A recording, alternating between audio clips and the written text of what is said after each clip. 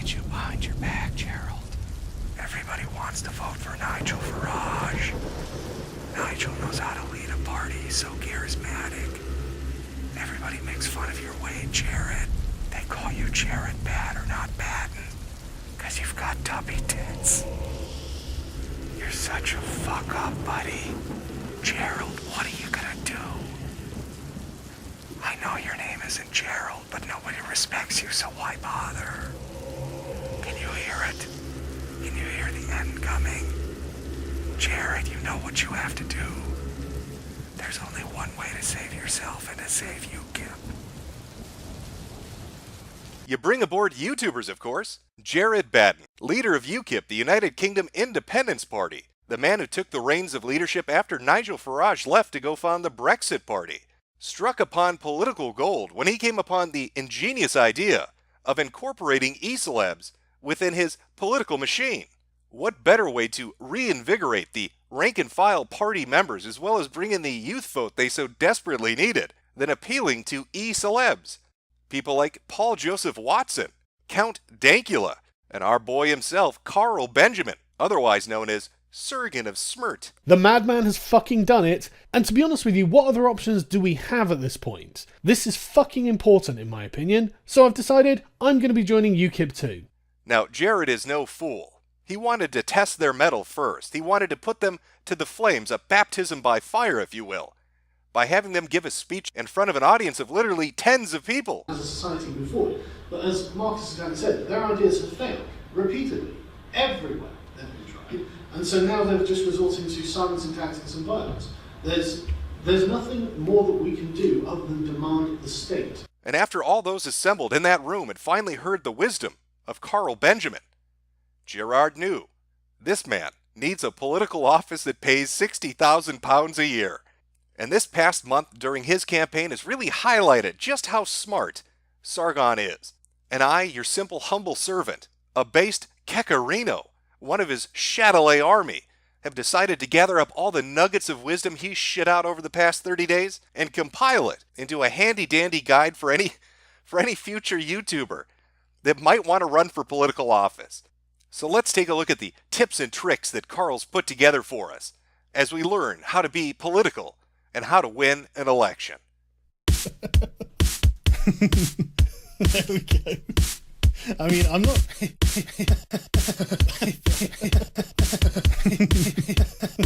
You're not laughing now. Messaging. What planks in your party platform are going to appeal to your everyday Jane and John Q public? What resonates with the voters when they think of this particular election? Having a clear, concise message, understanding the policies you're bringing to the table is an extremely important part of running for any political office. You need to be able to draw the voters in so that they understand you are representative of what interests they have, not merely your own. Immersing yourself in these issues that people find to be important is one of the key cornerstones to running a successful campaign. Okay, so give me your top 5 policy offers. What's your top 5 on the doorstep? Well, actual policies. I mean, what can an MEP even propose? It is absolutely imperative that you can reach each and every individual voter. And I do mean individual voters. Collectivists, stay back. We've got a big-brained, super smirt liberalist in charge of this campaign. So Carl, being the self-educated audiobook aficionado that he is, Britain, as conceived of by Locke, is the protection of the rights of the individual. As conceived of by Locke, that state was not invented by Locke. That state has a history far greater than Locke. It's ridiculous. Locke wrote this, therefore it's true. Okay. This is exactly what I'm saying. You're living in an autistic, dissociated reality. decided his key platform, his main point, his tentpole issue, the thing that he was going to wow the voter base with, the association he was going to ingrain in their memory when they thought of UKIP, was one simple word: rape. Patton suggested earlier that if I would like to hold his candidate to account, I should Well, turn up at your ask press them conference about and the ask elections. Okay, Well, so ask me I a would question like to then. ask Carl Benjamin Go ahead. why you think it is acceptable to say on Twitter that you wouldn't even rape a female Labour MP. Because I don't think women are any different to men in the way we should treat them. Unlike the establishment, unlike our judges who literally say if you were a man, I would send you to jail, I think we should treat women the same as men. And that means if a woman is being a giant bitch and laughing at male suicide, I'm going to be a giant dick back to her. Any questions? Nothing pulls better with single women, mothers, and suburban families than the subject of rape. It's one of those dinner conversations I think we've all engaged in. Hey, Grandma, pass the butter. By the way, I wouldn't even rape you. Who could have possibly foreseen that a prior comment that Sargon made on social media would end up coming back to bite him in the ass? This particular comment was a tweet directed at Jess Phillips, another British politician. I wouldn't even rape you, at Jess Phillips. Hashtag anti-rape threats. Hashtag feminism is cancer. Well, you heard the man. He doesn't give a fuck. Sometimes you gotta put a bitch in her place. So that should be the end of it. After he bravely told those reporters that he wouldn't stand for their dirty, dirty smear merchant tactics, I'm sure they all walked away, heads hanging in shame, defeated by the intellect of Sargon of Akkad, #1 YouTuber. Do you know how many subs I have, bitch? I'm not really interested in discussing any of these comments because, you see, I've had something like 400 million views on my YouTube channels in total. I've got a huge audience. Or perhaps the opposite happened and a feeding frenzy ensued, with article after article coming out about the UKIP rape joke man and how he loves rape. Now, I know what you might be thinking. Holy shit, this is a catastrophe. Jared Batten must be standing on a ledge somewhere while this is occurring. No, actually, he's walking out of interviews. Kind of comment, though, has prompted some How concerns. many times are you going to ask me the voters. same question? How many times are you going to ask me the same question? Thank you very much. I'll tell you, there's nothing in the world people in your own political party love more than having your rape comments brought up at every single interview they go to. When you're casually joking about rape and sexual violence? I don't believe that was at all the purpose of his joke. Oh, the purpose was wordplay. He attached the name It Jess is Phillips very to it. regrettable. It has nothing to do with the millions of grants. Just answer that question. Do you Let feel me comfortable? finish the point you asked me. Your whatabouting. So, also, I mean, I think he's a candidate in the election. He's a candidate in the election, and he has speculated about whether he would rape in the Jess context. Phillips. Who wants to talk about politics and policies when we can discuss a big fat fucking YouTuber running his stupid goddamn mouth on Twitter? Oh, they love that. But I'm sure they loved it even more when a few of the other choice quotes started to surface in the media. See, look, this is what I mean about the chat. I just can't be bothered to deal with people who treat me like this. It's really annoying. Like, you are acting like a bunch of niggers, just so you know. You act like white niggers. Fun fact about Lawrence Webb. Look, my wife is from the Caribbean, so I do find racist jokes particularly offensive. How uncomfortable was that conversation, do you wager? But why stop at good old-fashioned rape and racism? Let's talk about a little pedophilia, too. I was well under the age of 11 when I started having sex, and so what I like to do is put people on the other side of the argument. It's like, what you have to do is you have to say that someone like me, not anybody else, but me, that I was too stupid to appreciate the nature and quality of what I was doing at the time.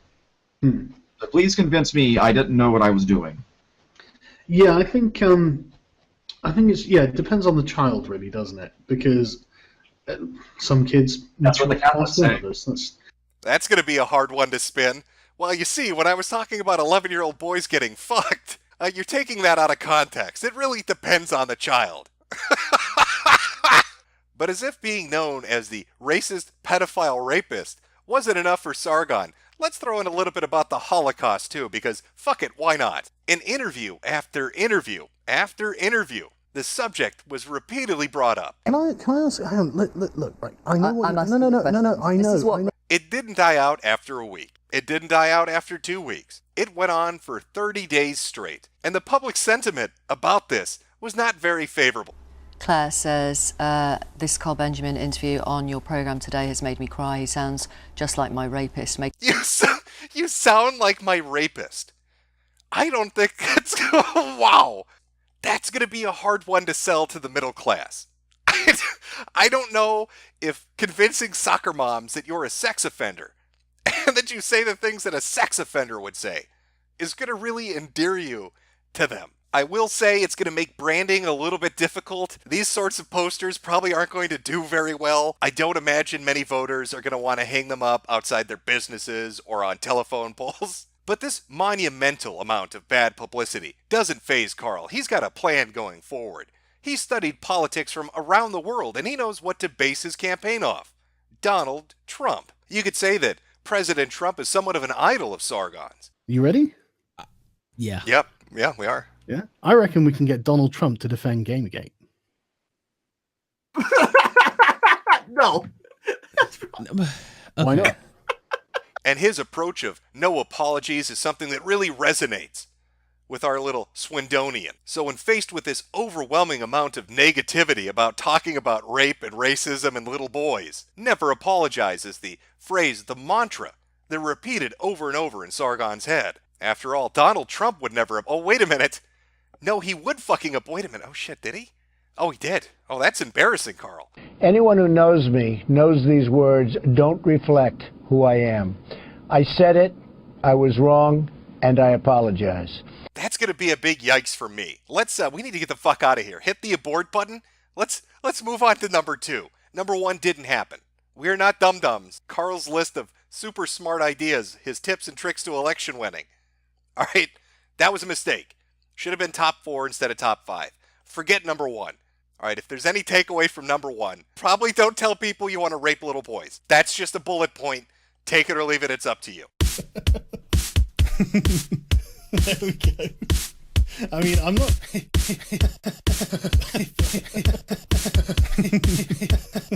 You're not laughing now. Likability. Relatability. How often do people want to come up and converse with you? Would they sit down and have a beer with you? Are you someone they can relate to? This is a key component, one of many, for doing well in an election. Nobody wants to vote for an asshole. Nobody wants to elect a prick into office. There has to be some overriding charm, something that draws people in, something that's warm and comforting, something that they feel they recognize in the individuals that are around them in their daily lives, that they recognize in you, the politician. Well, Carl's got that in spades. Smuckles here, he's known for being very relatable. I mean, sure, the press may hate him, and the British public may think he sounds like a rapist, but at the very least his party has his back. That's important. You need your boys in your corner. You need somebody in your house, in your stable, willing to defend you, to go out there and fight the good fight. And as long as he's got those fellow UKIP members, he's golden. I mean, let's forget about the local elections. Sure, UKIP lost 80% of the seats they defended, which is catastrophic, but that's not Carl's fault. You can't pin that on him. He's a likable guy. He's affable. This is Carl Benjamin. Who doesn't love this guy? Except for these people. All right, these 3 women don't count. They're women, and women aren't people. Carl Benjamin told me that when he said he wouldn't rape them.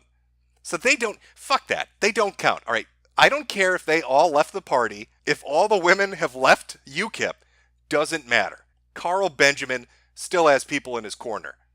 He's a hometown hero in Swindon, except for the fact that the Swindon branch of UKIP quit. Doesn't count either. These women and the leader of UKIP in Swindon don't count. Gloucestershire too? Really? How many fucking people quit? Okay, let's revise this a little bit. Just because the majority of women in the party left, the person heading the local branch of your political party left, an entire fucking constituency left, doesn't matter. It's not like they hacked the website to tell everybody in UKIP that you are the worst possible choice. They did. People within the party left a parting message informing people that Carl Benjamin is the death of UKIP, and that maybe you should run for the fucking hills while you still can. Hurtful. That's very hurtful. How could you do that? But at least it's over. Nobody else is... Oh God, more people are quitting? How many fucking people quit? We lost 80% in the local elections and like 20 people have quit? Is anybody in Swindon anymore? Who's running UKIP down there? How could this get fucking worse? Oh, what is the Catholic Church going to step in? Well, no, they couldn't. I mean, that whole depends on the child thing is... I mean, we're on the same side here, right? Right? They can't possibly, can they kick me out of the cathedral? I've been banned from church. He's banned from Exeter Cathedral yesterday. I've been thrown out of a fucking cathedral. Oh, could this campaign get any worse? Everybody in the press thinks I'm a racist, a rapist, a pedophile. I've been banned from the church. Half my party is quit. 80% have lost their elections. What could possibly go wrong from here? Today we were meant to have a fantastic panel of high-profile speakers from all parties that are standing in the seat. However, due to certain events, we have had certain candidates try and boycott the event, and then after the initial event was cancelled at our university, other speakers slowly started to pull out, leaving just one candidate who decided to continue on with the event, and that is the candidate for the UK Independence Party, second on their list, Carl Benjamin. Nobody's showing up. My name has become such poison in the political scene in Britain that merely mentioning I will show up at an event to debate drives away every other candidate from every other party that had agreed to participate. So it's just me in my big boy suit with nobody to talk to for 2 whole hours. You know, I think likability went right down the toilet. We should keep this train moving. On to number 3. There we go. I mean, I'm not.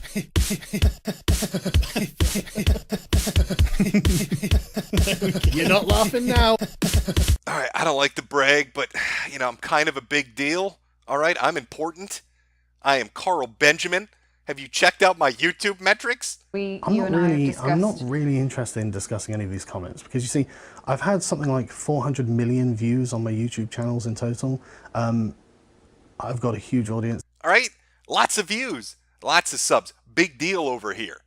All the kids, the Kekarinos, they Chatelet my shit every day. All right, hashtag Gamergate. You don't get it, old man. But I'm on the cutting edge of meme culture with my boy Count Dankula. Now, perhaps not as on par as messaging or likability. Having an air of importance about you, having something about you that is desirable from people on the outside can benefit you in some ways. If you're a self-made man, if you run a large business, if you've had a illustrious career, if you've reached the peak of whatever industry you're a part of, that can be appealing to voters. So, you know, being important can matter in some context. Just not in every context. I'll give you a quick example of this. The good kind of importance. Self-made billionaire running for president. Very successful. The bad kind of importance. Attention community. It's important that you report this man to the local authorities because there are 2 police investigations currently ongoing. Yes, sometimes this can backfire. If you're a vapid attention whore and running around like a chicken with your fucking head cut off, sometimes you're going to draw the attention you don't want on you. And sometimes the importance that's bestowed upon you is more like an Amber Alert rather than accolades. In the case of Sargon, gee, Billy, why does your mom let you have 2 police investigations? I guess that's the double-edged sword that comes with popularity and importance. Sometimes you get attention you don't necessarily want. He posted this on his Minds account. YouTube let us know today that they have demonetized my YouTube channel.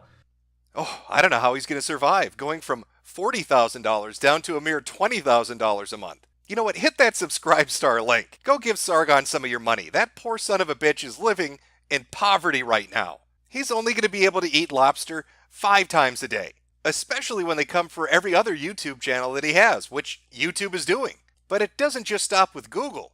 Twitter joined in as well, removing his political account, as well as Facebook putting him on a hate list. I don't know if this is the sort of importance that Carl Benjamin wanted when he went out on the election trail. It's one thing to LARP as a martyr, it's another to actually become one. How could this possibly get worse? Oh, I know.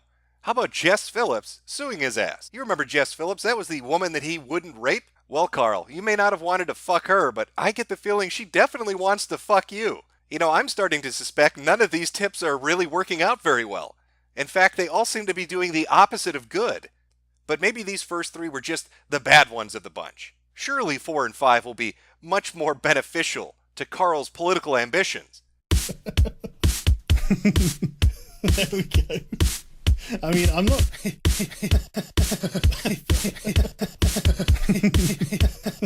You're not laughing now. You don't understand. I'm the victim here. You're a bunch of bully jerks, mainstream media, you dirty, dirty smear merchants. Coming after me, I'm innocent. I didn't do nothing. Repeatedly lambasting me for the "I wouldn't even rape you" comment. Do you understand what it's like as a sexual assault survivor for you to question my joke telling? Could I ask you a really personal question? Sure. Have you been raped? I've been sexually assaulted. Oh yeah, maybe you didn't know that. Apparently Carl's been raped. I'm going to press X to doubt on this one. I'm not saying he doesn't have an award-winning smile. I'm just saying I find it highly improbable that somebody would sexually assault Carl. Poor Carl, he's been sexually assaulted. That's why he tells rape jokes, don't you get it? And that's a tough trauma to live with. Luckily, his wife can relate. Let's hope nobody you love has ever been raped, because it's shocking. Shocking. Well then, why are you joking about rape? What are the odds on that? What's going on in Swindon? Are there serial rapists running about? How many people are getting gang raped down there? Both Carl and his wife have been raped in Swindon? I don't know if there are crime statistics for this particular area, but I'd move away if I were you. Now, I know the cynics out there are going to say, this is bullshit. This reminds me of the whole black grandfather thing. My dad isn't white. Mm-hmm. So my granddad wasn't white, and he was a black man in the 60s who married my white grandmother. My grandfather wasn't a quarter black, he was fully black. I don't know what race he actually was, because it was never something I really cared about. I mean, he was a very dark-skinned man, but I don't think he was sub-Saharan. I never really thought about it, because I don't care. I don't know, West Indian or something maybe? Yeah. I just don't know. Well, you don't understand. My grandfather was a black man. Okay, he was 50% black. My 25% black grandfather wouldn't like your racism. He's 10% black. That 5% means something to him. We appreciate his 2.5% black heritage. Okay, real talk. He had one hell of a tan, okay? Leave me alone, bigot. And I suppose if you're going to bring up the black grandfather, you're going to point to his prior behaviors, like lying when it's convenient, and smearing people because it's just too much of a bother to tell the truth. But just out of convenience, you're going to tell everybody I'm all right. Well, I'm afraid so. Yeah, it's a pragmatic maneuver. You got to understand, I've got to make fucking tactical judgments. Well, you want to tell me that it's too much work for you to do that? Are you sure? It's too much work it really for you is, to go through the labor of doing that. Well, yeah, because, I mean, they don't really know what you guys are anyway. But the SJWs don't care. They're too stupid. Not even, it's not... Why are you telling them I'm all right? Because there's no point trying to explain to them what you are. They won't understand. Acting in a politically expedient manner. That's what I want from a politician. Somebody who's willing to omit and lie when it's beneficial to them. Which is a bit ironic because Carl was on television chastising reporters saying a lie by omission is just as bad. Why did you decide to choose rape? It's very important because you've been lying about me and I've been attacked in the street because of your lies. So this is genuinely important. I've never lied about you, and you're here today. A lie by omission is still a lie. Oh, Carl, don't be upset with the mainstream media. They're not dirty, dirty smear merchants. They're just making tactical judgments. It's purely a pragmatic maneuver. Boy, if a word has ever fit a situation more perfectly, I don't know what it is. I just don't get it. All these tips and tricks to getting elected from our big-brained fellow Carl here. They should be doing the trick, but every single one of them keeps backfiring. Nothing has worked to plan. What could be the common factor? What exactly is holding him back? Something clearly is getting in the way. Could it be that he's maybe dehydrated? There we go. I mean, I'm not...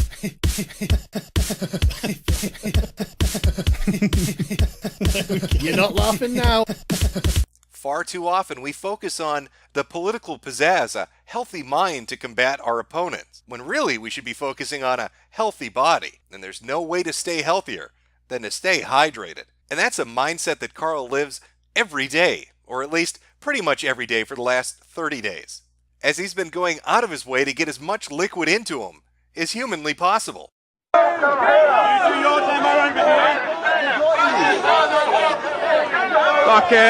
Stop after stop after stop on his tour.